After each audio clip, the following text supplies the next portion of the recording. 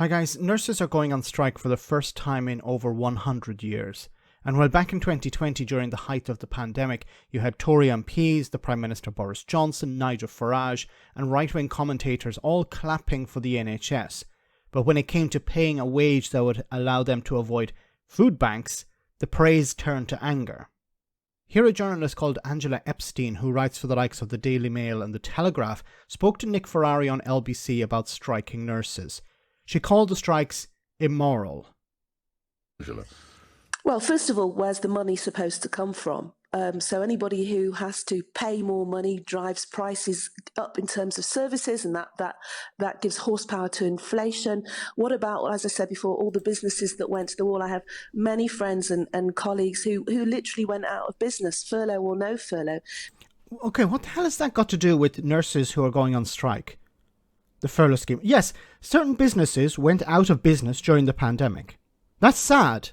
But that was the reality of the pandemic. Okay, but you can't apply that logic, if you want to call it logic, to the NHS. Oh, look, we can't pay these wages anymore. We'll just have to close down hospitals.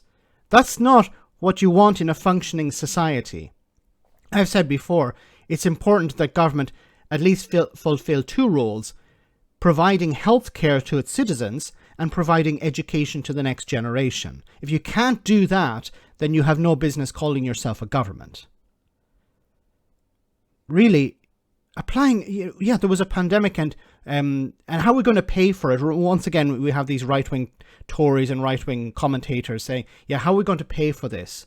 When you want to do certain things that you like, there's no mention of the cost. But when it comes to paying nurses a wage where they don't have to rely on food banks, then we have to consider the cost related to that.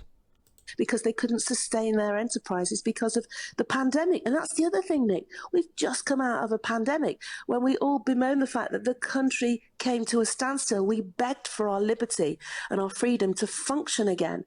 Like I said, I understand the right to protest, but I just find striking, certainly in certain sectors, absolutely immoral. So what's the alternative? And this is what really pisses me off about journalists like Nick Ferrari and others. They will never ask the guest, okay, can you provide us with some alternatives? You don't like people striking. You can apply this also to rail workers or people on the M25. You'll say, well, I don't want these people taking the action that I see on the street or in the hospitals or whatever. These people are desperate. But if you have an alternative, please present it. They don't. Why don't they ask these questions? If I had Angela Epstein on, my first question would be, okay, you don't like them going on strike. What do you suggest they do as an alternative? And then we can discuss the pros and cons of that. But that question is never asked. I can't imagine, the nurses, yes, they should be paid, a high worth for what they do or what can be afforded. But, if you need a nurse in a hospital, you can't say, well, okay, she or he isn't available. I'll just go to the corner shop and buy an alternative. That's the reason why the police aren't allowed to strike. The army aren't allowed to strike.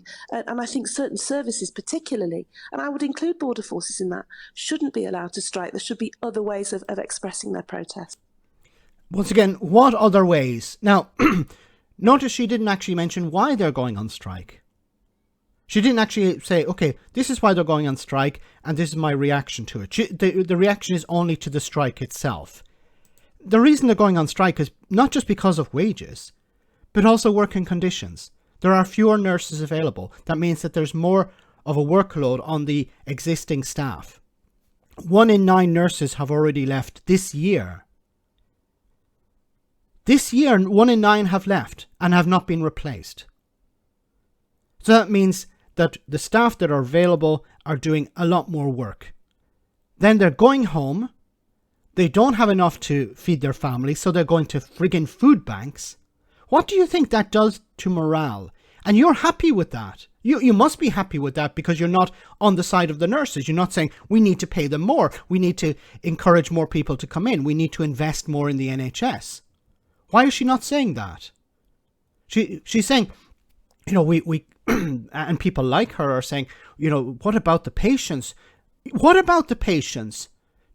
This is going to damage This is going to put at risk not so much the striking, but the actual system is putting patients at risk, because you have nurses who are overworked and stressed. And how do you think that affects their job? And apply that to anyone, any job that somebody is doing. If they're overstressed, they're more likely to make mistakes. They're going to risk burnout. And if nurses risk burnout, what are they going to do? They're going to take time off. What that's going to do is it's going to put more pressure on the existing staff. And we're going to have more and more of these problems. As I said at the beginning, you can't call yourself a government if you don't put the right investment into health and education. In this case, it's health. And I really don't understand why more people aren't angry about that.